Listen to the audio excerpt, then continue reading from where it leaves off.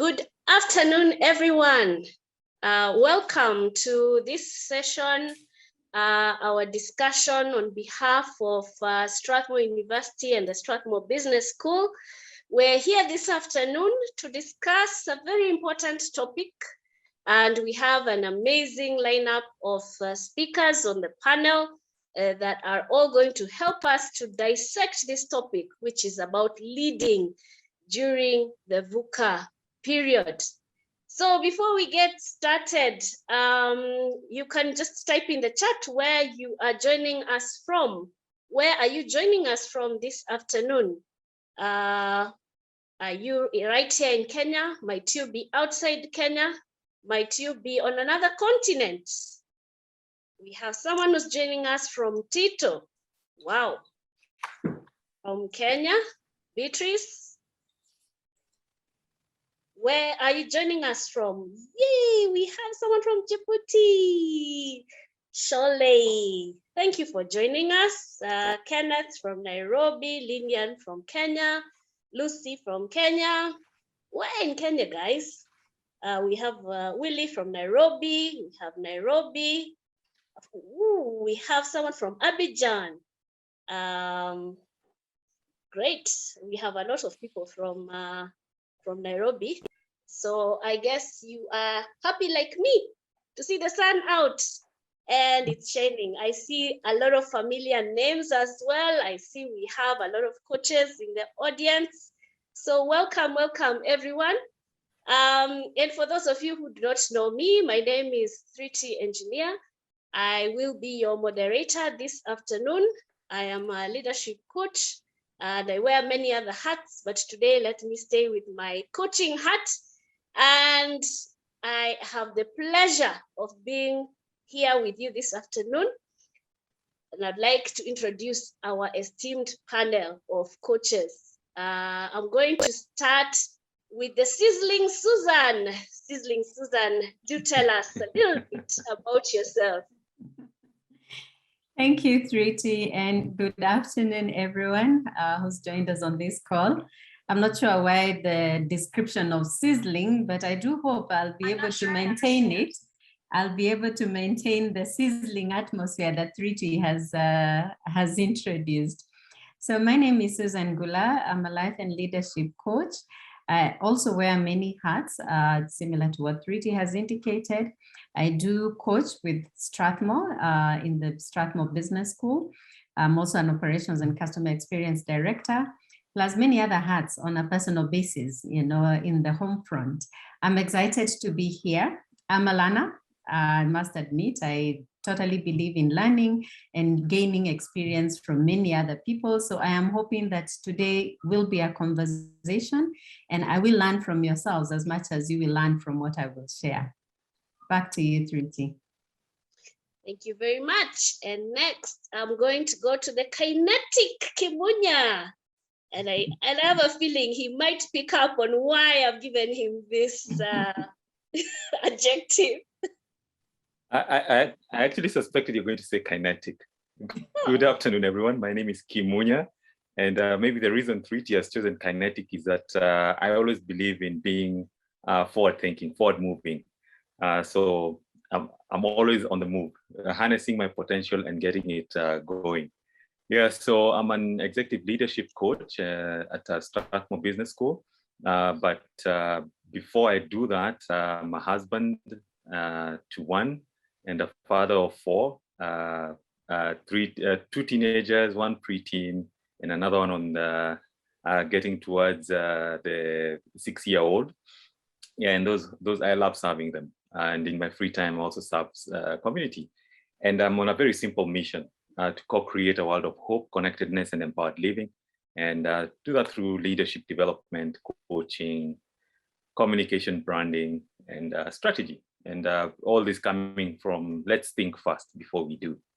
Yeah, and I also coach for Factor 10, which is a South African consulting company. And also just recently joined the coaching panel for the Institute of Corporate Directors Malaysia. Yeah, so those are some of the hats that I wear, and I'm looking forward to engage with you. I love reading, and as Susan, a lifelong learner. Yeah, so I'm always in books one way or another. Yeah, and I love cycling. That's how I stay sane and healthy. So I do a lot of cycling, and yeah, hoping to close a year with 7,500 kilometers. Yeah.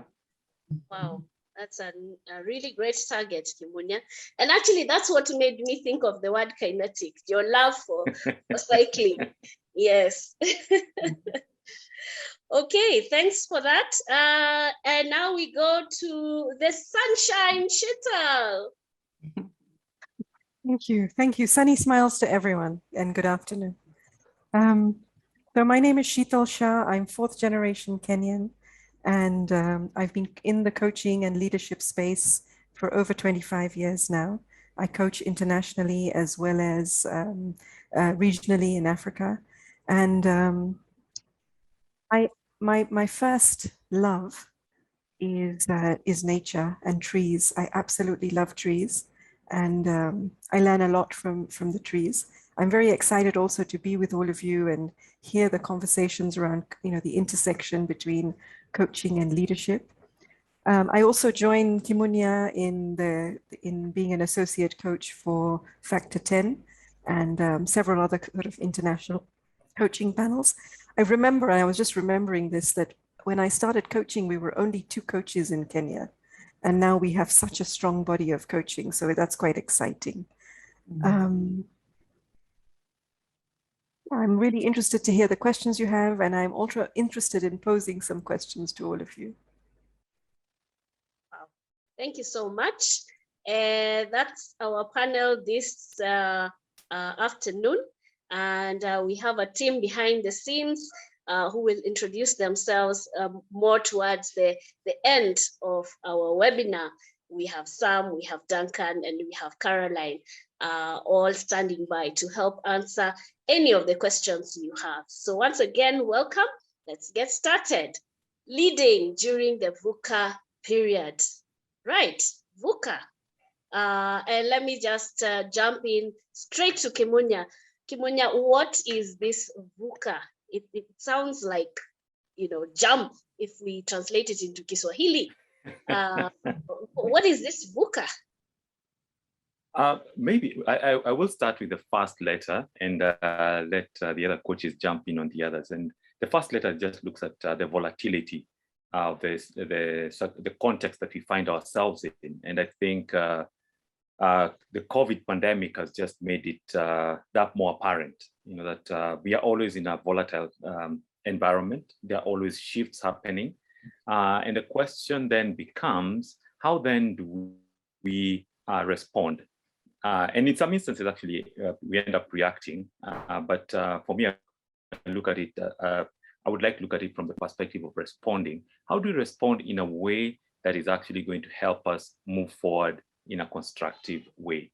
But before we respond to that volatile context, then we need to be ready for it or prepare for it, prepare for eventualities that might come with a volatile situation. And I think I want to just quote Thomas Edison, and this is what he said: if we did the things we are capable of doing, we would literally astound ourselves. Yeah, if we just did what we are capable of doing, not what somebody else is capable of doing. And then that's the question becomes, as we start off today, what are we capable of doing even in uncertain times? And I think it's a time for us to introspect more deeply to figure out what we are able to do so that we can be able to constructively figure out how then do we respond in future if another volatile situation like this comes, and make it a habit and a behavior that is embedded in the way our organizations work, but also in the way we show up as individuals in those organizations. Okay, so you've told us about volatile, that's the V. And I think I heard you mention uncertain. Is that the U? That definitely is the U. Uncertainty. It's the end of the week, and I've just been jumbling my words the whole day. I'm super tired. The U is actually uncertainty, and I think the other thing is that nothing in life is assured. And the only thing that we are assured is change. That's the only thing that we are assured of. The time will change, situations will change, technology will change, circumstances will change. And I remember a few years ago having a discussion with a CEO about the work environment. And I technically have been working from my home office the last 6 years. And this is how the conversation went. He was really insisting on getting a physical address so that he could pin down where my office is. And I just told him, I work from my home office. And he said, no, you cannot do this. And well, to cut the long story short, I asked him, okay, so I'm sitting here with you. We're having this conversation in your office. If I was to actually pay up for that office, who do you think is going to pay for the services of that office, the admin assistants who's sitting there, and all the facilities, the security and all? And he paused and said he had never thought about that. And I told him, I'm not in the business of passing on unnecessary costs. And I left, he was a bit convinced, but look at where we are right now. Uncertain times have actually caused us to think differently. So it's also having the mindset that uncertainty will always be with us, but how prepared are you? And especially mentally to cope with that uncertainty. Right. So you talked about volatility, you talked about uncertainty, the fact that change is constant. Let me go to Susan. Maybe you could take us through the C and the A. What do those stand for? All right. Thank you, Thriti. So the C is for complexity. The A is for ambiguity. Now, we know we live in a world where there are very many variables, many things that may come and disrupt what we are doing.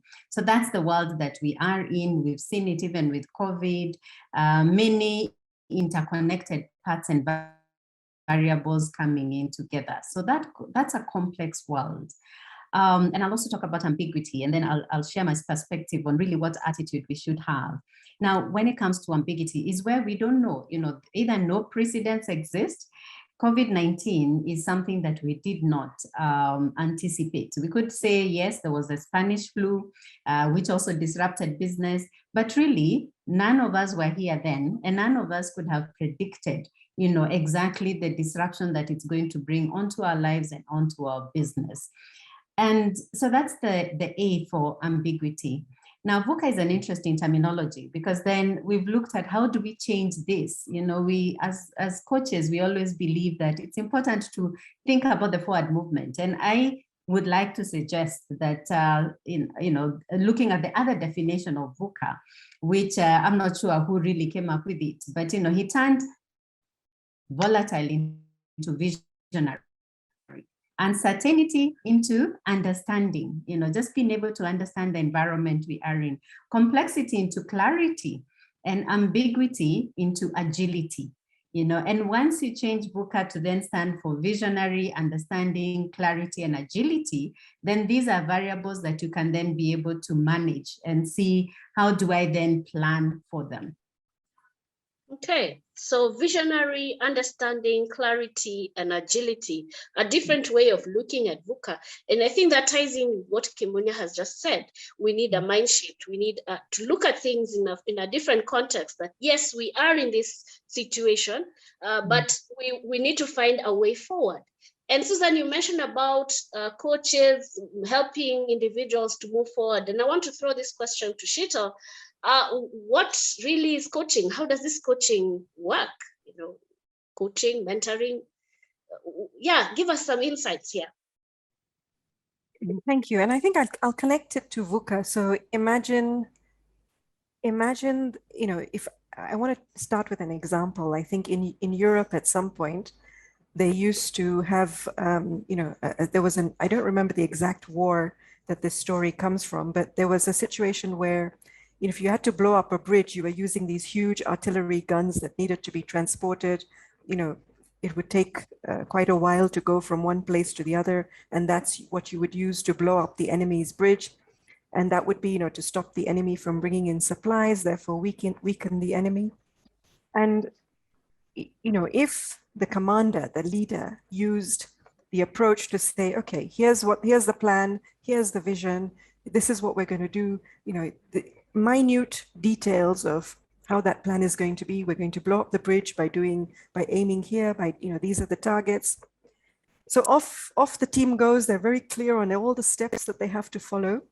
But somehow the VUCA environment, the volatility of the weather means it's very muddy along the journey.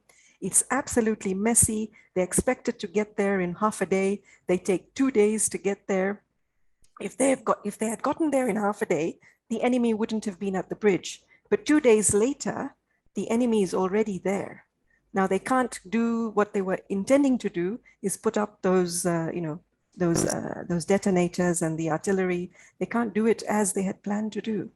And if the leader has used this approach of instructional, this is my experience, this is what you do, this is what I've done in previous wars, which is what mentoring is, where I use my own experience and share that with somebody else in the hope that they will gain from that experience. If the leader had used that approach, the commanders used that approach, now the team is stuck. Now we have to go back 2 days, get instructions from the commander, come back, and by that time, most likely, the enemy will have moved on and we won't be able to fulfill our results. So I think what coaching really is the ability to help somebody understand the purpose of why they are doing what they are doing, help them to reflect, help them to take ownership of their own wisdom, their own solutions. If the commander had simply asked a couple of questions and said, why are we going to the bridge? What's the purpose of going to the bridge? What benefit will it bring us? And what will it take to do this? When the team got there 2 days late, they would have been clear that, okay, the old strategy doesn't work, but can we together as a team reflect and come up with new strategies? So I think that kind of explains coaching in a beautiful way. That's creating a space for people to reflect, to ask questions, to take ownership, and to come up with the solutions that are right for the moment, as opposed to following historical experience. Wow, that's a very interesting story. I've not heard that analogy before. Hopefully, we're not planning to blow up any bridges, but yes, I think that has really given us an insight, a great way of explaining the difference between coaching and mentoring. And we can see that there are, benefits to individuals having that ability to jump in and be able to deal with the situation. But Susan, maybe you could tell us, what are the benefits of coaching in an organization setup? And are there any barriers to coaching? Okay, thank you, Triti, for that question. I'll quote a survey that was done by the International Coaching Federation, which reported that 80% of the people who received coaching had an increase in self-confidence, 70% benefited from an improved work performance. It also improved their relationships and they were more effective in their communication. And 86% of the companies that did this coaching said that they were able to recoup the investment, the return on investment based on the coaching. So for an individual, and this translates also to the organization, is a person who receives coaching will feel more empowered, they'll be more productive, they will have more clarity and awareness of what to do, what are the barriers that exist and how can I work around them or through them. Similar to the analogy that we've just gotten from Sheetal, a coached individual is an empowered individual. And what does that mean? For the organization, there'll be faster decision making, there'll be higher productivity. There's also increased employee and staff engagement. You'll also find there'll be better team dynamics. And if there were any performance issues, through coaching, you can be able to close on those performance gaps. So I would say that the benefits of coaching do accrue both to you as a person being coached, to the leader whose teams are being coached, and also to the organization as a whole. Now, the second part that you asked me is on the barriers to coaching. And the barriers to coaching can be in, let me say, two forms. One would be at an individual level, where someone feels they do not have the skills to be able to coach. Or the other one could well be that someone feels they don't have the confidence to go through coaching. So it could be at an individual level. coaching also does take time. You know, we are very much used to direct and tell kind of leadership style. And when you're doing coaching, you're doing more of asking and invoking solutions from the person. So sometimes the barrier may well be that as an individual, you think you do not have the time to go through the coaching process, you know, with the person that you intended to coach. I think from an organizational aspect also, I think many do understand the benefits of coaching, but do they put in place the structure that will then support coaching? And this could be something as, I would say, minimal as even having rooms that one can have a confidential conversation called coaching. You know, where we are back in the office, most people know what work in open offices, and you'll find that you want to have a coaching conversation and you don't know where to go for that coaching conversation. Thank God now we're doing this digitally, so it's possible to have a confidential conversation via Zoom. But I think also from an organizational aspect, just making sure that your processes and procedures, your structures also do support coaching. Otherwise, they can also be an impediment if coaching is not embedded in the culture of the way that an organization is doing things. Right. So embedding coaching into the culture of an organization so that everyone around there knows exactly how it's going to happen, when it's going to happen, and has a conducive feel and an environment that allows for the uptake of this. Thanks, Susan, for that. And we have a question here from Pauline. And to our audience, if you have any questions, feel free to put it on the chat at any time. Our panelists are ready to take any questions on this. And Pauline wants a clarification. I'm going to throw this to Kimunya. What is the difference between coaching and mentoring? I think Susan touched on it. Maybe you can build on that a little bit. You're on mute, Kimunya. Yeah, thank you, sweetie. And I think there's always a confusion or an interchange between the two, coaching and mentoring. And I think where the difference comes in is where the expertise lies. Because in mentoring, you're basically looking up to someone who's gone ahead of you, who's more experienced than you, who's tried the ropes before you. So you're tapping into their experience. So they are the expert in the relationship, yeah. And most often than not, it's somebody older than you. So they are more experienced and more probably have more wisdom than you do. So that's where the expertise lies. However, the difference is that in coaching, the expertise or the potential lies with the client, with yourself. Yeah, because I use this analogy. We both might walk into a shop and we are buying, we have the same shoe size and all. We buy the same shoe, the same model of shoe, but you walk out limping, I walk out, comfortable. And maybe it's because you got a shoe size 5, which is a narrow size, while you have a wide foot. So yes, we both were size 5s, but it's only you who knew that you have a wide foot, yeah? So the expertise in coaching lies with the client. What happens is that in that state, the client has maybe a sense of overwhelm or just feeling stuck or just feeling frustrated. And so the coach comes in to help the client have that conversation, that stickiness or overwhelm in a way that will help the client dig out that potential that they have and design the action that they need to get them to the space that they want. So I would say the difference in the two is where the expertise lies. In coaching, the expertise lies with the client because the client knows where the exact pain is. But in mentoring, the expertise is external. So in coaching, the expertise is internal with the client. And in mentoring, the expertise lies externally with the mentor. I think you've given us a new perspective of the wearer of the shoe knows where it hurts.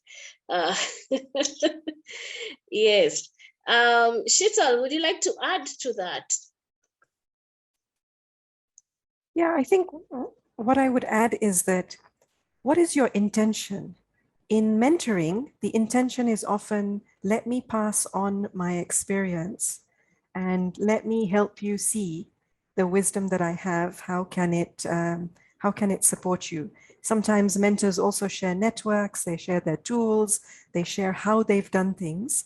And that's a good way of learning too. It's not necessarily a bad thing.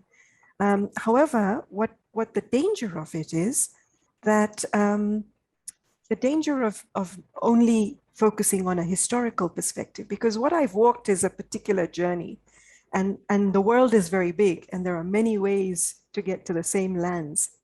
And if you only rely on my journey, that means when you meet an environment that is volatile, uncertain, ambiguous, complex, my experience that I've shared with you might not be the right one that you need to face those circumstances. So what coaching promotes is autonomy. What coaching promotes is reflection. What coaching promotes is the ability to have a systemic view of the situation and figure out, what might be the experiments that we need to take to meet this situation. And in coaching, we're not passing on experience. We're really helping the person reflect on how do they see it? How do they see the situation? What are they aware of? And how might they access their own resources to meet the situation? So in the long term, what coaching can do for when leaders use coaching is really create this autonomy of, that team at the bridge, figuring out what to do without having to go back to the commander. So faster decision making, as Susan said, faster turnaround time, less being stopped by barriers, experimenting and say, the old plan doesn't work, let's come up with a new plan. So innovation also becomes an output of that autonomy in coaching. Okay, all right. When Susan was introducing herself, she mentioned that she loves to learn. I think I heard Kimunya say that. And in your explanation right now, Sheetal, you've also talked about learning and the fact that both mentoring and coaching can be wonderful opportunities for learning to take place. It might be worth us trying to think about how can leaders then cultivate a learning culture within an organization. Maybe I'll stay with you, Sheetal, on that one. Yeah, sure. I think the first thing that comes to my mind, and I'm going to relate it back to this VUCA, is, I'm not thinking about formal learning, but more, what are we learning on the job? How are we debriefing ourselves? How are we debriefing the projects that we're doing to make them better? How are we looking at how we meet, and are those effective?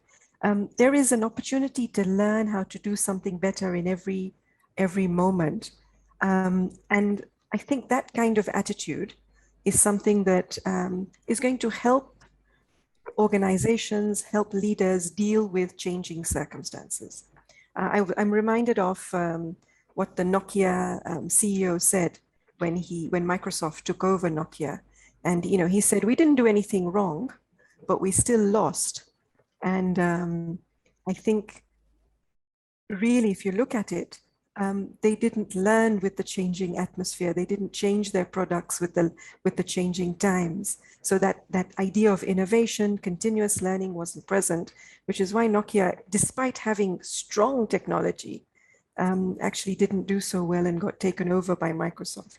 So I think leaders need to instill this attitude. What can we learn from everything? Organizations that don't have a good relationship to learning from mistakes tend to fail in the VUCA atmosphere because they're afraid. They created a culture where they're afraid to make mistakes, fear of failure. So micromanagement comes in because everything has to be perfect. Therefore, you don't give away autonomy, you stay in control. And all of these things impact an organization. So I think it's important for organizations, leaders, to really instill this culture of learning, but that happens moment to moment. It happens it can happen institutionally, depending on how a leader sets up their organization, and it happens on a very personal level. And coaching is, one way of reflecting and learning, and so is mentoring. And there are so many ways in which, reading is another way of learning, networking is another way of learning, and there are so many avenues to learning that leadership needs to have. Right. And you talked about the fear of failure, Shisal, and this, I want to throw this question to Susan. Fear of failure sort of drives a scenario where you are, you're not only afraid, but it's also a very stressful kind of environment. And you're wondering, what's your boss going to say? What happens if this particular project doesn't work out? If I don't meet my sales numbers, what will I do? How will I navigate that? And leads to a lot of stress and impact on mental health. How would coaching come in to help deal with those kind of situations when it relates to mental health or wellness for teams?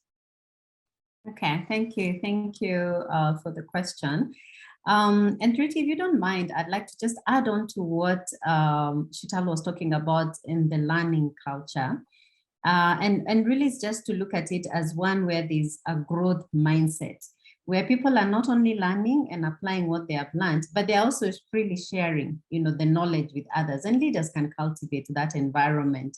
I think one of the things we've been told is, really where fear, failure is not something that is feared, but is seen as a learning point, where you encourage experimentation.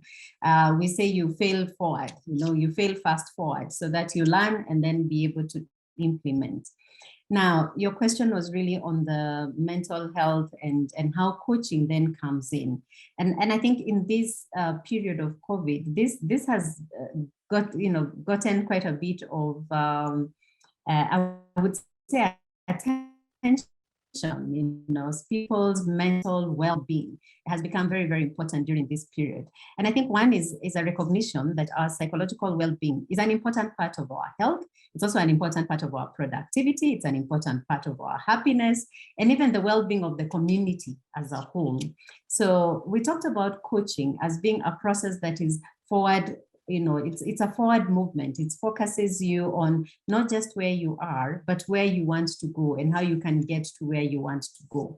So coaching can still come in, when you're trying to ensure that people are in the right state of mind, mentally, they're mentally well. Coaching then comes in to be able to help them see the solutions for themselves. Remember the wearer of the shoe, you're able to help them come out of wherever they may be that may be holding them back, to identify any barriers or any obstacles and be able to map the way forward as they then strive to be able to reach whatever they have set as their goals. So yes, there's a place for counseling, which is another counseling and therapy, which is another intervention that could come in when you're looking at people's development. But there's also a place for coaching when you're dealing with the staff's psychological well-being. Okay. So as leaders are navigating through this VUCA environment, probably there's this culture of learning that we're trying to cultivate. We want to let go. You called it failure forward. What did you call it, Susan? You fail forward fast. You fail forward, yes. And fast, fast, so that you learn and to be able to do something different, yes. Okay, yeah. But embracing all that, I think, it reminds me of what Kimunya was saying earlier about change. And the fact that, change is constant, change is happening. Yes, it's part of this whole VUCA discussion. But it also then makes me think about a word, and I want to throw this to Kimunya, about resilience. How then is it possible for leaders and teams within organizations to build resilience? Or how do we define resilience, first of all, so that we know what we are working towards as we navigate these waters? A beautiful question. The resilience aspect, and I look at resilience as the ability to keep at it no matter what. Yeah, staying in for the long haul. It's not a sprint. It's a marathon. And I just go back and think about one of my favorite athletes, Eliud Kipchoge. And this is what he said. He said something around that 100% of me is nothing compared to 1% of the team. Just thinking about that I cannot win this alone. Yes, I will run by myself, but there's a lot going on. And I think for leaders, it's getting into that space of understanding that you need help. And that asking for help does not mean that you're less of a leader. Yeah. Understanding that you need help and asking for help does not make you less of a leader. So it's around the whole idea about vulnerability, because if you're not vulnerable, yes, you might have short-term wins, but a long-term loss. Yeah, ultimately you end up losing. And for you to be resilient in that vulnerability is going back and digging deep and asking yourself, where is it that I need as a leader to work on to make sure that the whole is healthy? And I'll give an example of a client I was working with about 2 years ago, a CEO.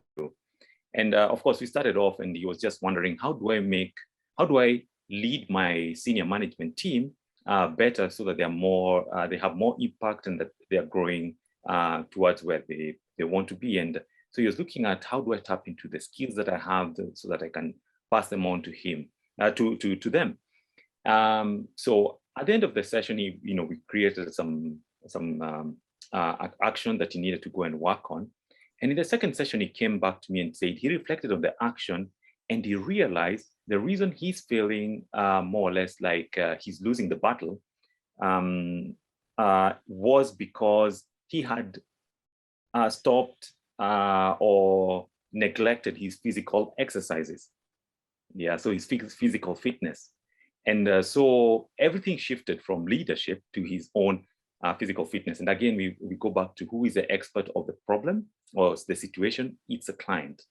And believe it or not, once he charted a way forward in terms of his physical fitness, his team started picking up on the fact that he was healthy mentally. And I think Susan mentioned about just the mental health. And guess what? The team shifted just because the leader chose to do something different. And as we speak, that is one of the most resilient teams that actually grew through 2020, through the pandemic. The organization actually grew to the extent that we had to halt on some coaching work because we were too busy delivering their services. So it's actually, again, a mind shift and going back to the area of vulnerability, understanding that you need help as a leader. And I particularly like what you're saying about being able to ask for help, because I think sometimes we find it very challenging to ask for help. That's one of the kind of like the barriers we have, in dealing with this VUCA environment. Yes. So thanks for that, Kimunya. Sheetal, you've told us you have a whole host of experience having coached for like over 25 years, and you've coached leaders and managers in different organizations. How can coaching help, not from a receiving point of view, but how do we fit coaching into this discussion? Where does it fit in the leadership space? Should a leader become a coach? Should a leader experience coaching? Where does it fit in? So, leadership is not just one skill. Leadership is a continuum of a wide variety of skills and approaches. And, depending on the situation, a particular skill will be valuable.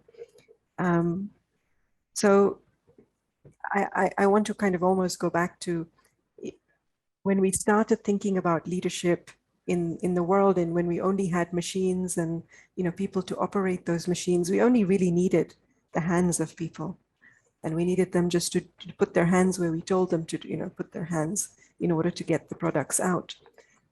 And as the world becomes more complex, we also need people's minds. We need them to think, and we need them to reflect. And as we think about the way in which COVID has disrupted all our lives, we really also need to engage the hearts and have empathy and compassion for the kind of, to deal with the situations that leaders will be in. So leaders need a wide variety of skills, from emotional intelligence to personal energy management, to resilience, to being able to be clear about your sense of purpose. Coaching is just one skill, where if you have the ability to coach, it means you have the ability to listen without letting your ego get in the way and start spouting your knowledge. You also have the ability to have empathy and really have a good understanding of what's the other person going through.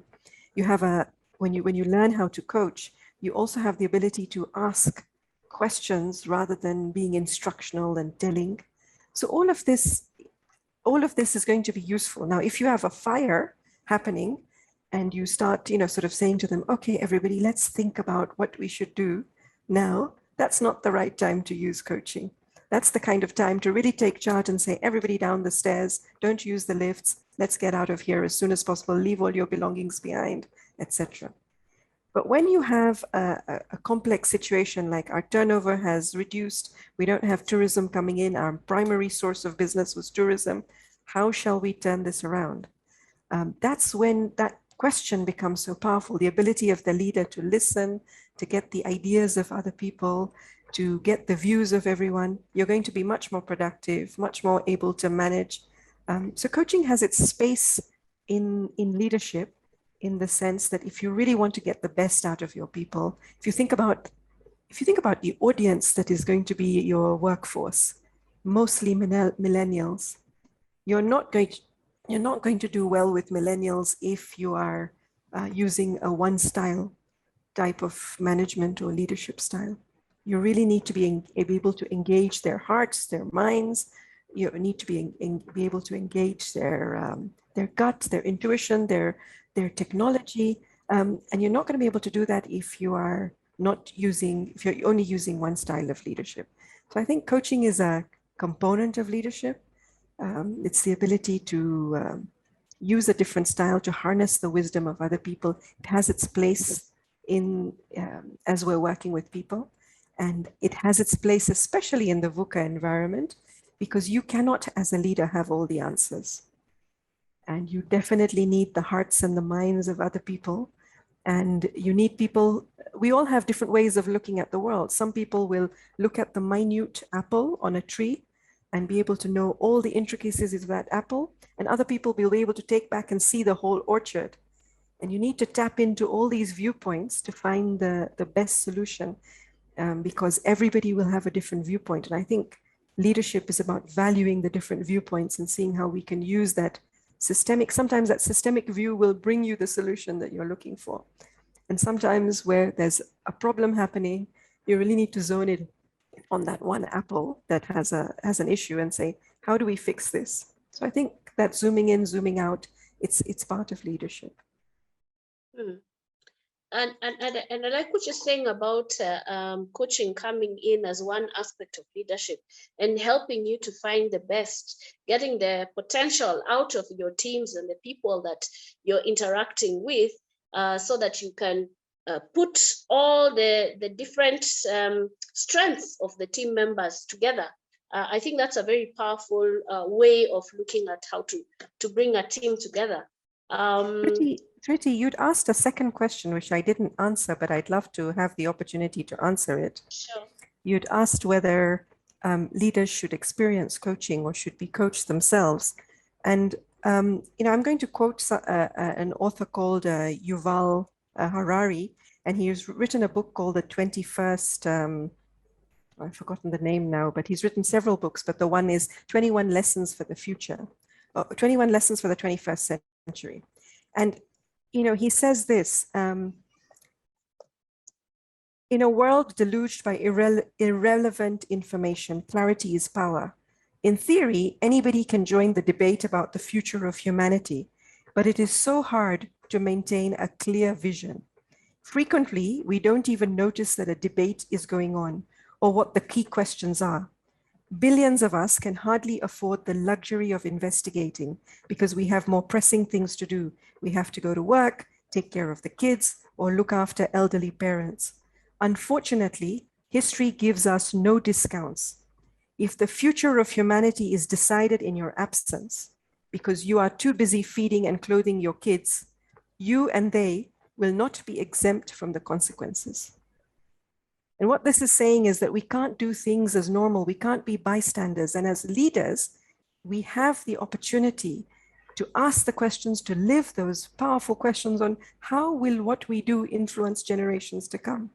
How will the products that we are creating now save the environment? Now, if leaders don't engage in reflection, whether through coaching, whether through going on retreat, whether through their own sacred practices, we're not going to be able to live in a world that is left safe and sustainable for generations to come. So in my view, all leaders should engage in some form of reflection, whether through coaching, but they should be asking these big questions on what are we really doing here? And what is my organization contributing to? And what mark are we leaving on the world? Right. It sort of reminds me of the discussion around legacy. And I think we had someone sending in a question around that. What's the kind of legacy that you want to leave behind? What do you want to be remembered for? And I think as leaders, that's a core question that comes along. Would you agree? Yeah. Maybe one of the other coaches wants to speak to that. I think I've kind of spoken about the big legacy. Yeah. Kimonya, would you like to chip in, or Susan? Let Susan go. I missed out the part of your question. There was a bit of a hiccup with my network. Oh, I was talking about legacy and the fact that leaders often think about the legacy that they're going to leave behind. So I could start and probably also just contribute to what Shital had started on leadership, on coaching as a leadership style. I think this is something I'm really passionate about, because then sometimes we look at coaching as something independent of what we do on a day-to-day basis. But if you look at leadership styles, which we say are patterns of behavior that a leader can use, and they depend, there's no right or wrong. It depends really on the situation. You can be a directive leader. You can do what I tell you. In the case of a fire, like Shital had said, the leader will become directive, where the leader is then talking about where do we want to go for this year? What do we want to achieve? They'll become visionary. Or they will lead through relationships, which is affiliative, or participative. Let's collaborate, let's decide together. Or they will then adapt a coaching style where they're looking at the long-term development of others. So I think if we look at coaching as a leadership style, then we can see where it comes in as, this is something else in your basket that you can then be able to use depending on the situation. And there was an interesting research that was done by Hay in 2005, and it said that out of the results that a company will get, 70% are influenced by the leadership style that the leader is adopting, because then it influences the culture, how we do things, whether the team is bringing their best foot forward, that's 30%. So the leader sets the tone. And really it's important for us as leaders then to ask ourselves, what's the tone that we are setting for the institution that we are working on? Which I guess then leads us to the whole idea of legacy. There is a quote that I've come across that says, people may forget what you said, but they will not forget how you made them feel. And I think if as leaders, if really what you're aiming for is to do unto others as you'd like them to do unto you, so that, they not just remember what you said or what you did for the institution, but how did they feel? Were you truly vested in them as an individual? And I think where we find leaders that really are vested in the people as individuals, then you'll find that the legacy forms itself. You don't even need to wake up and say, this is the legacy I'm going to leave, because you will find that the people are so driven to achieve the results of the company and to be able to really meet the needs of their clients. Yeah. So I'd go back to just one reflecting on how do you want to make the people feel? Susan, that's really beautiful, because what you're speaking to is the shift from the legacy being I am the hero rescuing the world or rescuing my organization. The legacy is all mine, to a collaborative legacy, and where all of us together are leaving an impact. And I think that's beautiful, because that's what the world needs today. Doesn't need that really doesn't need leaders who are only out for their individual legacies and being seen, by themselves. I really love that. Thank you for bringing that up. Thank you. All right, Kimunya. Yeah, and I think I love that. In fact, I was wondering what more to add, but I always tell clients and anybody actually who I'm discussing legacy issues with, that legacy, we need to redefine what legacy is. And for me, the way I look at legacy is how much of me lives on in others, not how much I live for others, but how much of me lives on in others, because then that means you're perpetuating, values, and actually people are getting to a place where they want to own part of you because they feel that it is intrinsically important for them to do that. So I'll just redefine legacy to how much of me lives on in others. And actually, as a leader, then what kind of habits do you display to those who are following you? What are your behaviors? Are you mining deeper for not just information, but for knowledge, for desire to learn? What kind of environment are you cultivating that actually now also more or less like promotes forward thinking?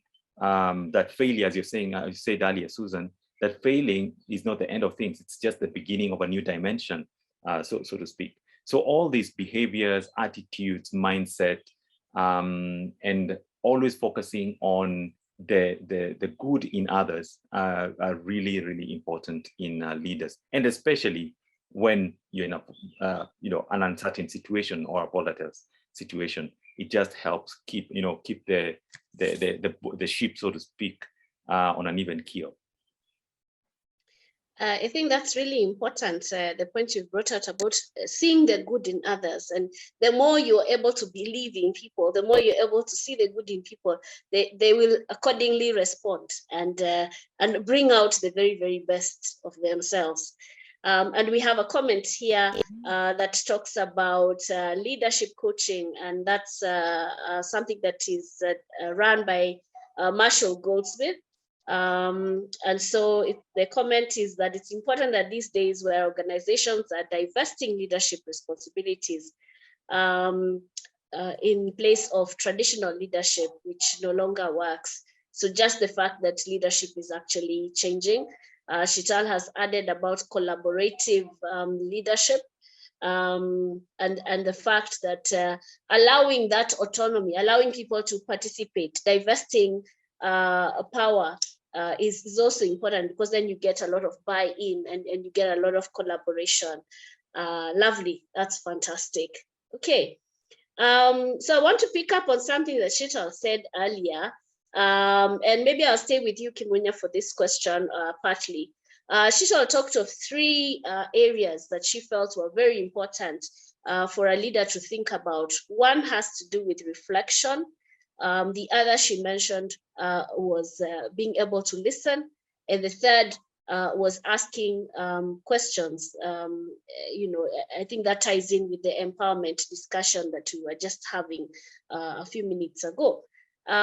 So what can we do to drive this learning? How do we learn to be more reflective, or how do we listen better? How do we ask better questions? Maybe you could take one of those and then I'll throw the others to Susan.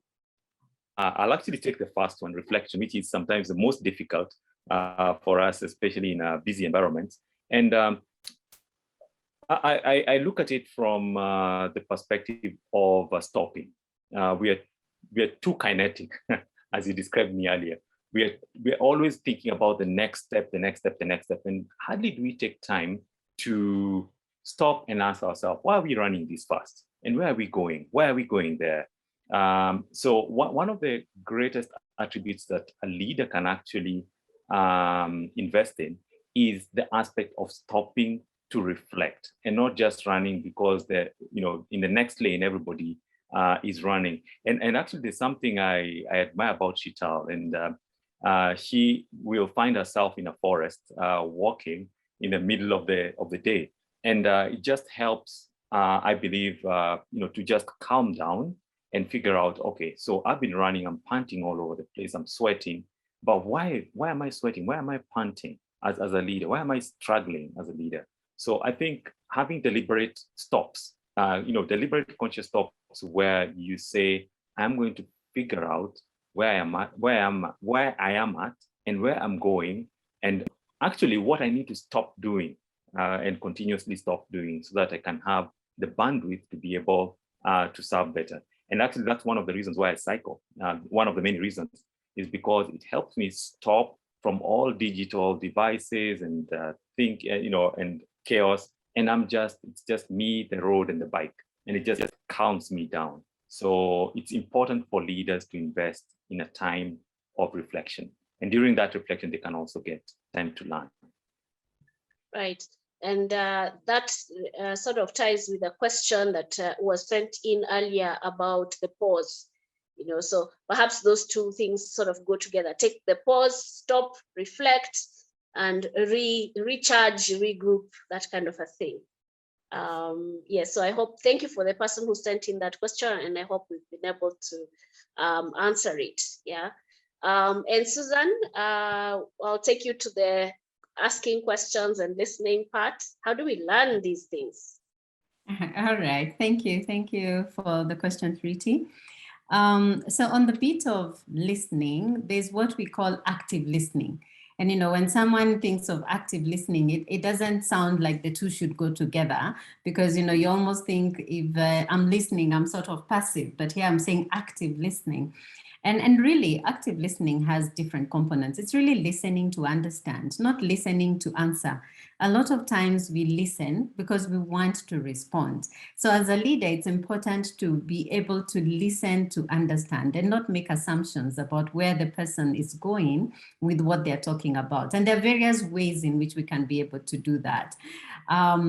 One of the things that I read was that someone talks at a rate of maybe 120, 125 to about 150, 200 words. If they talk very fast, that's the speech, those many words per minute. But the human brain can process anywhere between 600 to 800 words. So let's assume I'm speaking at 200 and your brain can process words at 800 words a minute. There's excess capacity. And I think that's what interferes with our active listening, because then you get lost. You could have taken in more, but this person is not talking fast enough for your brain to be fully occupied or fully utilized. Now, there are things you can do to make sure that, you're not wandering away or you're not cutting short the person, and you're really staying in the moment so that you can listen to understand. Taking notes is one way, making sure that you are actively listening, acknowledging. I can see people nodding their heads, the ones who have their cameras on. It's also acknowledging, and you're showing you're actually being very much in the present and actively listening. In fact, I saw somewhere where they say, assume you have glue on your lips, Assume instead of putting lip gloss, you have put glue on your lips. That means then you will not be quick to open your mouth and be able to talk. It helps you stay in the moment and to be able to actively listen. So I think just appreciating that there's a reason, there's a psychological reason, a physiological reason why then we find active listening difficult to do. And then asking ourselves, how can I stay in the moment? That will help us as a leader to really be able to understand what the person is saying or asking. And I'll just talk briefly on the question so that I can also give Chital an opportunity to talk also about it. Really on the questioning is asking open-ended questions, questions that call for reflection, questions that call for, a longer explanation and not a yes or a no kind of response. Yeah, questions that allow you to be able to reflect, we say they reverberate, we call them powerful because they then are able to help you dig deeper, to peel the layers and be able to really go to the cracks of the matter. Okay. Sheetal, would you like to Let's model this. Let's model this, Thriti. We've got 120 people on this call, and that's 120 unique brains with unique experiences, unique diversity. So let's be bold enough to stop talking, us put glue on our lips, and let's ask people in the audience to come on and just, what have you learned from what we've been talking about so far? What has perhaps touched you? What perhaps you're not agreeing with, that you might have a different perspective? We really welcome your perspectives. Great question, Sheetal. Let's So hear raise from your hand. Yeah, raise your hand, and we'd love to hear your voice. anyone who'd like to share. If you're shy to speak, you can also put it on the chat if you prefer. One thing maybe that stood out for you, standing out for you. And before Victoria's got a question, but you notice that discomfort. Sometimes as leaders, we ask a question and then suddenly nobody says anything. And then we think we have to fill in the space, but just stay with it. Stay with asking the question, and eventually you'll see people start asking. And that's one of the skills of asking questions, is ask the question and wait and trust that somebody will respond. And we've got Victoria and Arguings. Some rights were applicable right there, so I couldn't unmute on my end. Yeah, I hope you can hear me. Yes. I think I'm happy to be here, and that question actually hit me straight just as I was about to type something in the chat box around what Kimunya has just shared about leaders stopping, taking a pause. I'll make myself vulnerable and say that actually impacts me strongly. The need to actually pause in our VUCA world and create meaning out of this precious life that we have. So one of the things that, as Shitali you've asked, is one of the key things that I've resonated with is that bit of pausing and stopping. A lot has gone on. I'm sure even in the 120 days that we are here, if you ask through the COVID period and where we are right now, each person has been impacted by either losing a loved one, a friend, a close, just somebody close. So there's quite a lot happening in our own individual lives. There's a lot of pressure in the employment space. Even gets more complicated if you're a team leader. So I've really, really resonated with that. And in the mix of all that, still trying to find a way to just be better, do better, and create better. So that would be my contribution on that powerful question. Thank you. Thank you, Victoria. Hi, everybody, and thank you, panelists, for your insights and what leadership is about and what the topic of coaching is all about. My contribution and probably also observation is that there's a lot of inertia brought about by excess knowledge or overload knowledge, because we have so much knowledge out here. But the greatest thing that coaching does is unlock that knowledge that people have and drive them towards a purpose that they intend to have. So through coaching and also leadership, indirectly or directly, is that it's giving people a chance, or probably creating that awareness. And when the awareness does happen, then they move forward with what they know and what they have, and then talents or information gathered over the years. Because you see a lot of that in leadership, because then if you can't convert that inertia into something constructive, then all that information and knowledge goes to waste. And there goes the reason why there's, as Kimunya said, that kinetic way of thinking where you always want to move without reflecting where you're moving to, then becomes a reality.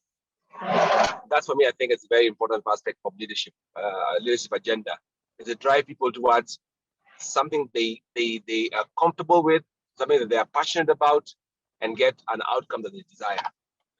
So thank you very much for your insights as well. Thank you for this particular session. What I've really taken out of this training so far is the different way of defining VUCA, which is visionary, understanding, clarity, and agility, as opposed to the usual definition. Then the other thing is understanding that as a leader, you need help and you need to speak so that you can get that help. And also what I have taken is when you ask for help, you are not a lesser leader. Thank you so much. Thanks for that contribution. We can go to the Gimse. I hope I'm saying the name correctly. Thank you, Treaty. I think you called the name correctly, so you're safe. Thank you to Shita, Kimunya, and Susan. I call you super coaches. And I think I like the idea of opening the floor to listen to experiences and contributions. I think we're going against the rule of coaching, where instead of listening, the coaches were talking, saying everything. But then Shita saved the day. I want to say that everything that has been discussed today resonates with the topic, VUCA, leading in a VUCA world. And sometimes I replace VUCA with one word. I call it crisis leadership. And I'll explain why. But before that, let me just explain that prior to the pandemic, so a few years back, my organization, the United Nations, started teaching leading in a VUCA world. And that was specific to a target group, the managers and the senior leadership. It's not far-fetched. The reason is not far-fetched is because the organization had undergone a reform. And then we now realize that the traditional leadership, where everything was top-down, wasn't working. And one of the focus of the reform was to ensure innovation. And like you all know, and I was very happy Shita mentioned it, with innovation, traditional leadership will never work. I can give you an example. If you take the case of, there's a popular case on YouTube, which is the EDO shopping cart. When EDO was asked to redesign the shopping cart, what they did was they gathered a team of experts who came, and then no leadership. What they did was, if you're very good with people, the person who was very good with people was put at the head of the team, and then other people took like the design team and everything, and they discovered that there was a free atmosphere for discussion. You don't have to wait for the leader to say, oh no, it has to be like this. Solutions were brought up based on expertise, and it was role-based. And that is one of the focus of innovation. There are other examples, and you can refer to Steve Johnson's Where Good Ideas Come From. So basically, this is what the UN is doing in providing coaching for leadership. It's a two-way thing, and I'll tell you why. Last year, at the beginning of the pandemic, when the whole world locked down, I think that was a catalyst for digital disruption. I was left in Mogadishu with over 100, close to 150 staff comprising contractors, the normal staff, and outsourced agents. I had no choice with a team of other managers, but we had to lead. We had to take the difficult decisions. And then we had very young people who came in. We call them the digital natives, who were lost. They were lost. They didn't know what to do. We had to now sit down, talk to them. You all agree with me, at the height of the pandemic, when the whole world shut down, nothing was certain. And that is where uncertainty comes in. Everybody was looking up to the other to take decisions. Whatever decision you took and you could stand by it, it worked. You needed to talk to the team to produce, to work, and to know that things will get better. And that is, if you don't have that leadership skill and the soft skill is very important in the way you talk to them, the emotional intelligence aspect of that. The soft skill is very important because it helps with empathy. You need to put yourself in their position. And I had a very bad case of somebody whose wife just abandoned him at the height of that, saying, oh, where are you? You're not here. Only God knows what you're doing there. And that guy had to, you know the consequence of being abandoned at such a time. So coming now to leadership for coaching, what I see is that a leader must be able to mentor and then coach at the same time, noting the differences. So what we're doing now is, I was more into mentoring because, of course, my years of experience gave me that advantage. And one of the reasons I took up the ECM training with Strathmore last, was it this year? Or I think Duncan this year or early this year, was because I felt I needed that. And fortunately for me, I'm one of the pace setters for my organization, the UN, and I'm on the ACC journey now. Right now, we are starting. Coaching has become very intensive in the UN now. They're outsourcing, but at the same time, we're looking inwards so that managers, senior leaders will have all those skills to be able to understand. And it will be cost saving for the organization. So basically, the attributes you mentioned today stick out. They all stick out, and I'm happy Treaty asked about resilience. It's very important because if you're not resilient as a manager, you can't lead anybody. And there's this famous quote that says, if you can't lead yourself, you can't lead anybody. So you need to prepare. You need to be in the right mental balance to carry people along. Thank you very much. Thank you so much, Paul, for sharing. We'll go to Lucy, and then Charles has asked a question. So Lucy first. Yeah, thank you so much. I can see we are not opening our videos, and I'm happy with that. All right. My question actually, it's on. We don't mind. We would love to see you, Lucy. I'm not on the panel, so clearly I follow my predecessors. Allow me to do that. You'll see me next time. So sure. My question is actually touches on what Paul has just said, but it's a question. Myself, I'm usually straight and to the point. Since last year and this year, definitely the coaching has become the in thing, and a lot of corporates have actually picked it up, and they're actually inviting coaches to help in leadership coaching. However, one thing I've observed is that the second layer is getting coached and getting a lot of wealth of coaching, and they're actually becoming very good leaders. But there's a first layer at the top that is still in yesterday's way of leadership.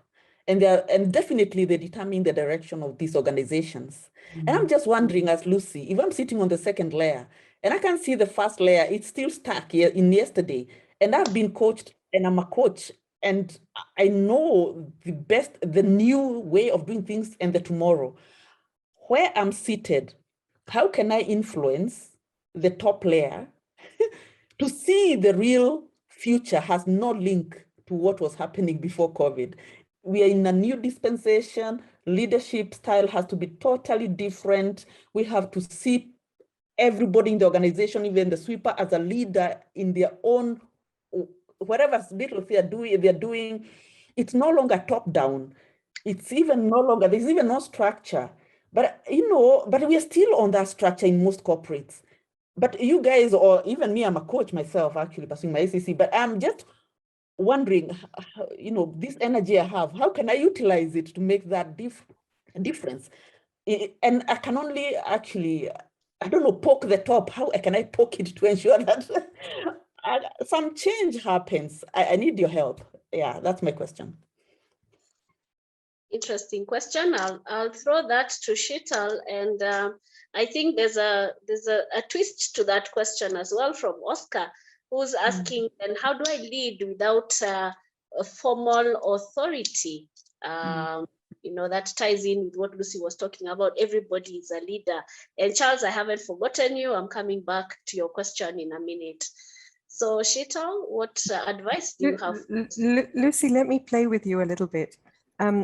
Would it be helpful for you if you had a way of speaking to upper management to engage them in a conversation about what impact they want to have in the organization? Actually, that could be one avenue, having that kind of an open conversation.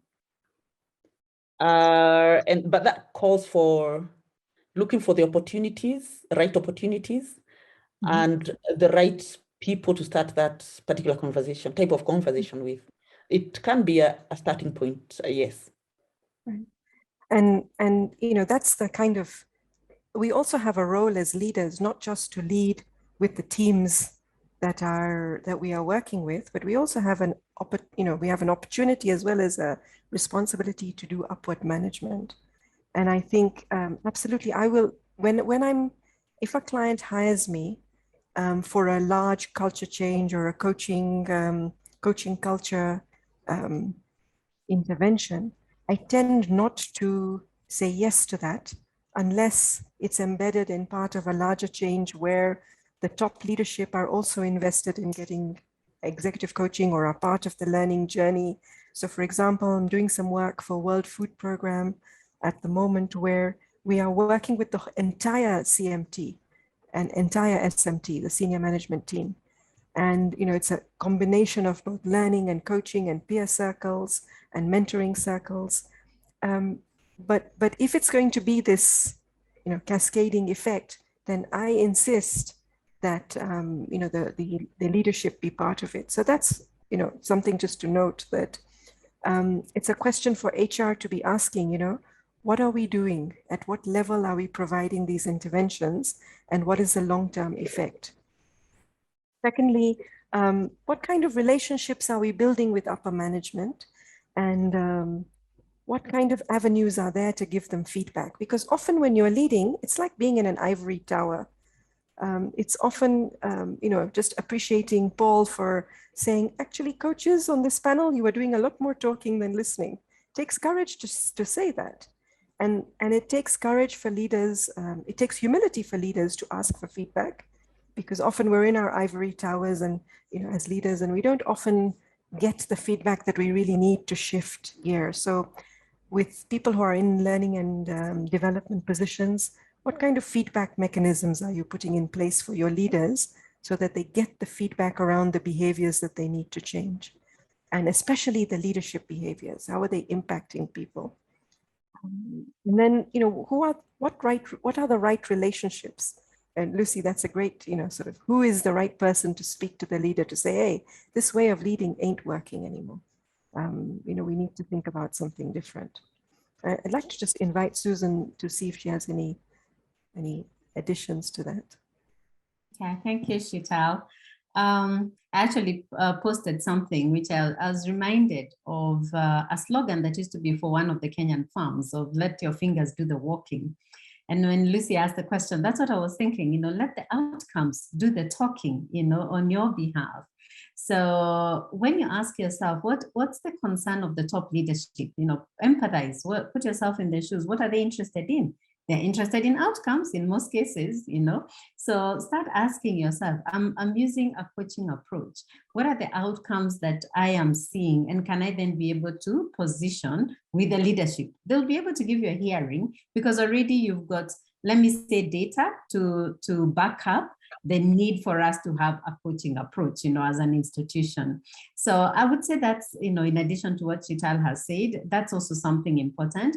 Otherwise, if you're going to have that conversation and yet you find that, you don't have the results to show for it, nobody's going to listen to you. So make sure that the outcomes are backing up, what you are positioning as the new way of doing things. Yeah. And then obviously also getting testimonials, of people who benefited. I think we keep saying that no one can take away your testimony, no one can really query what you're saying you have experienced. So also getting testimonials from people who benefited from coaching, talking about it, then can also start shifting the mindset of also the people at the top. Okay. All right, All back to you, Riti. Okay, Kimonya, are you still with us?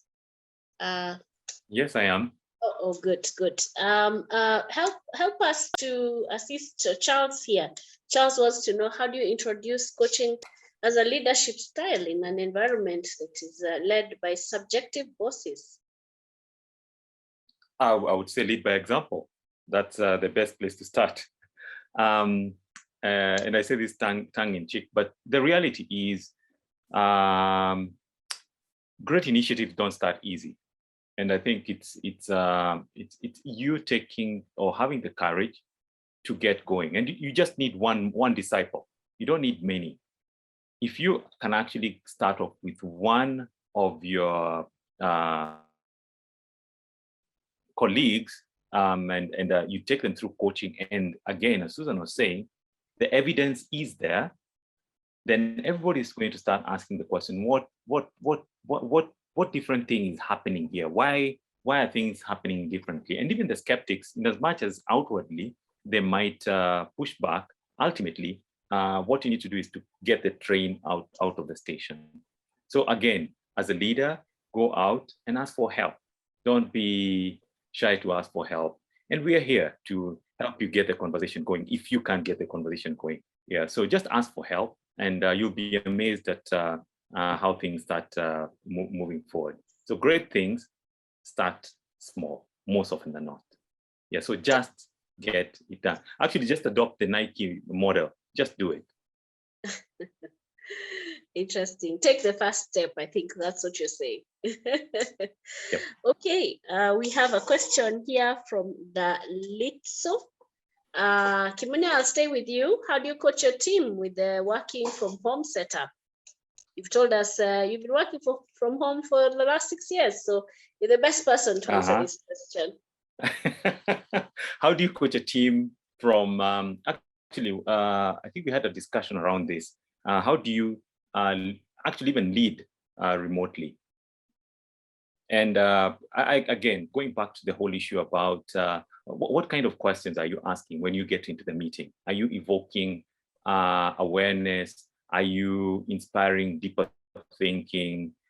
Is the meeting centered around you or around the people that you're meeting? So it's setting the tone of the meeting, and especially in a space where we find ourselves, on Zoom and all. So one of the techniques that is really critical, especially in teams that are working together, is try as much as possible to emulate or mirror, physical meetings. Just have your video on. It's it looks very subtle, but seeing somebody nodding, as Susan was saying earlier, smiling, frowning, reading each other is very, very, very important. So coaching virtual teams is actually also understanding why are we coming together, having a very clear agenda. And I think there was clarity in the revised VUCA acronym. Be very clear about why you're coming to the meeting. The other thing is also being respectful of people's time, show up on time and end on time. Small things like those are actually going to go a long way into, again, getting authentic conversations going, but also for people to know that they're investing their time in the right spaces, so to speak. Yeah. And speaking of authentic conversations, Shital, I think I wanted to go to you to help Pauline here. Pauline is observing that someone who tries to bring a revolutionary change in line with what we are highlighting, sometimes can end up being the first person to get cut off in an organization. What would you tell Pauline? I would say to Pauline, that one, acknowledge that, yes, it's true that sometimes if you're the lone voice and you don't have the connection and the rapport with other like-minded people, it can be hard. I always ask someone, how are you building your influence and power?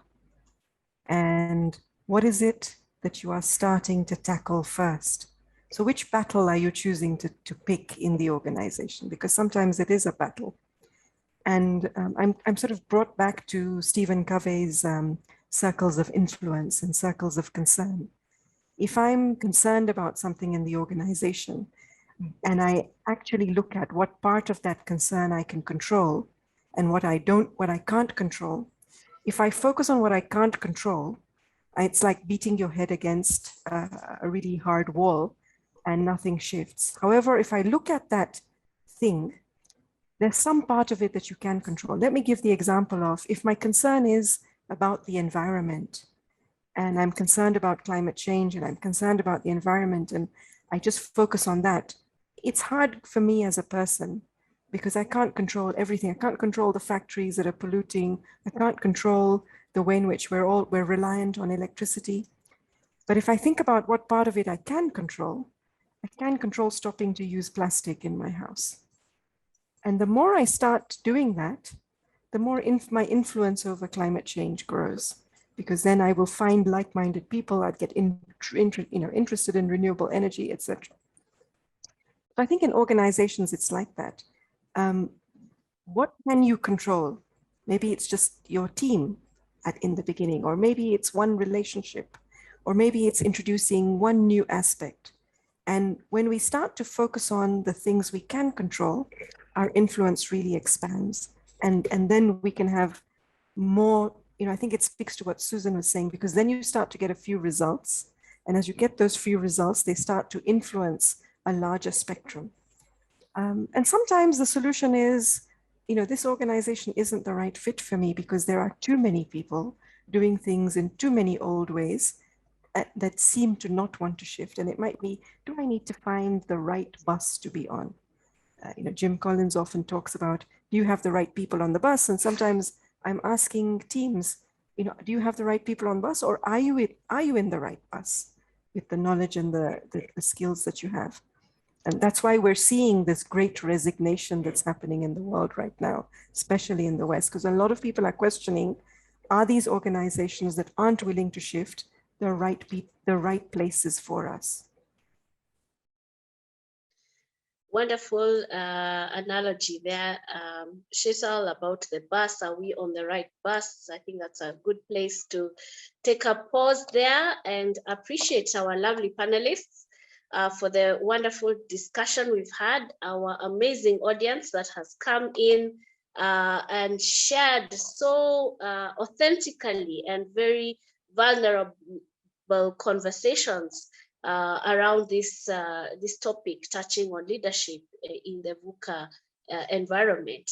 I want to give just a few minutes to Sam from the Strathmore Business School to say a few words before we give our final remarks.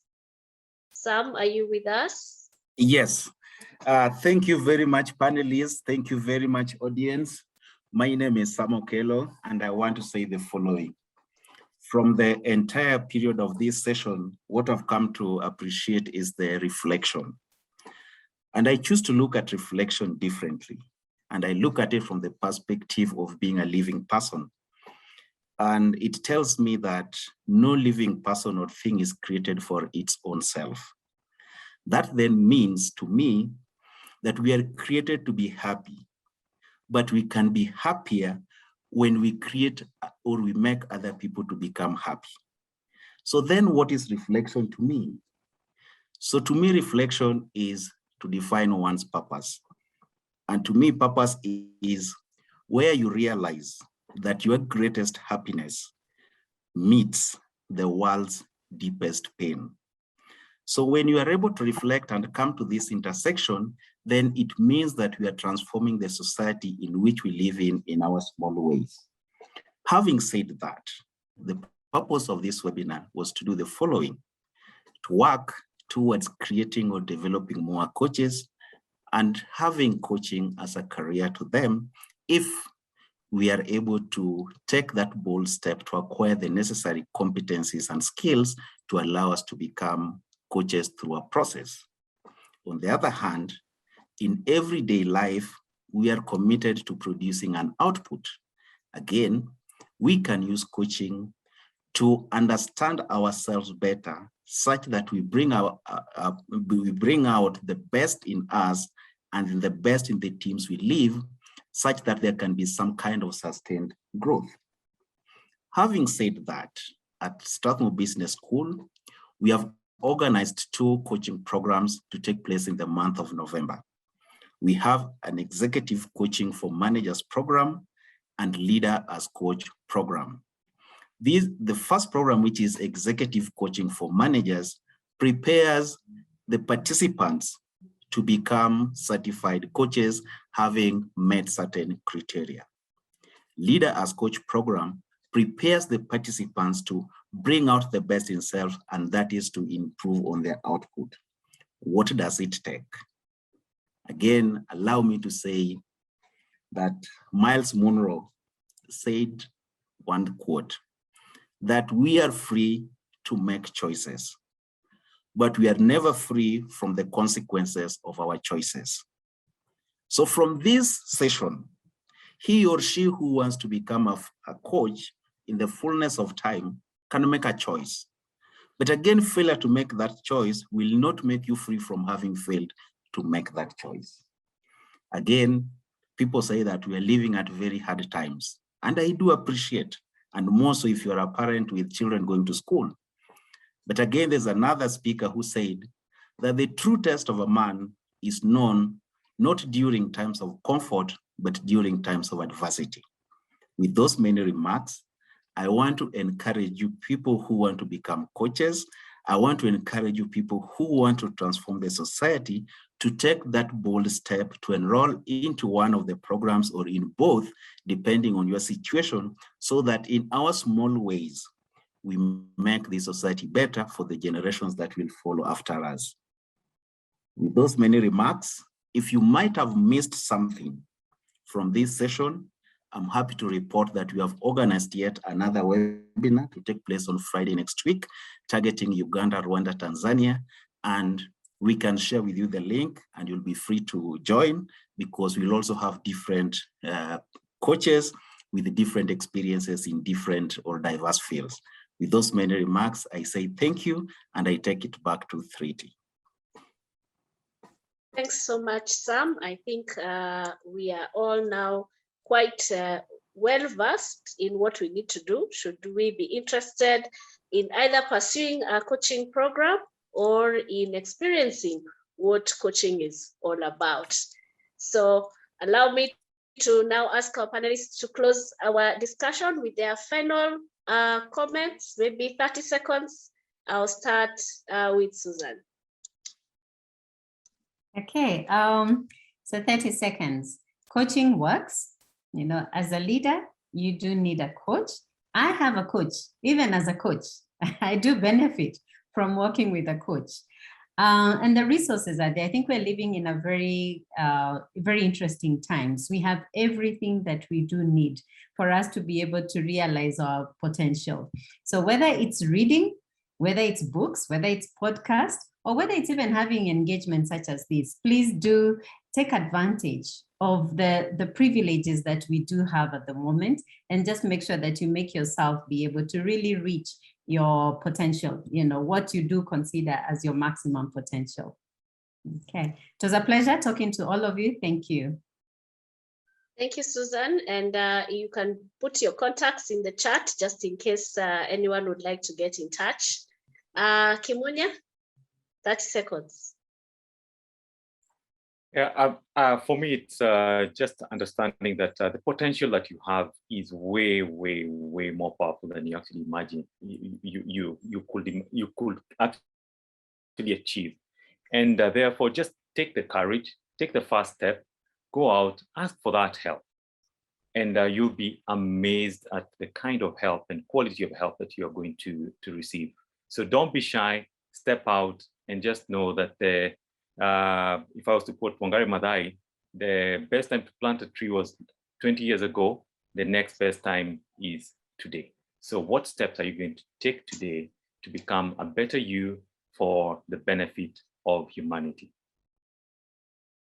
Thanks, Kimunya. Don't forget to put your contacts in the chat so that the audience can connect. Shita, 30 seconds. I'm going to end with saying, if you always do what you've always done, you'll always get what you always got. So same strategy, same results. If you always think what you've always thought, you'll always do what you've always done. So the world needs us to shift our perspective. Our teams need us to think in different ways. And the minute we start to shift our perspectives and change the way we're thinking, we start to experience different results. So my invitation to all of you is simply going to be this. With whether it's your family members or whether it's your teams that you're going back to, whether it's your manager, ask a question, an open question for something that you want a solution to, and see what happens. Now ask your daughter or your son, what are you thinking about X, Y, and Z? You know, ask, rather than telling your wife or your spouse or your husband or your partner, whoever that may be, rather than telling them what to do, ask them an open question. Ask your teams, how do we approach senior management with the need to change their leadership style, and see the solutions you get. You might be really surprised. Thank you so much, Cecil, for winding up our session for today. A big appreciation to everybody who's still on the call. I know we are 15 minutes over time, but we really appreciate that you've still been with us. And we hope that you have taken away something of value from our discussion today. Remember that in case you would like to join or sign up for the programs from the Strathmore Business School, you can get in touch with Duncan and with Sam. They have indicated their emails on the chat, or you can reach sbscoaching@strathmore.edu. Thank you, everyone. Fantastic webinar, and I hope we shall meet again soon. Bye-bye. Have a good evening. Have a good weekend, everyone. Bye-bye.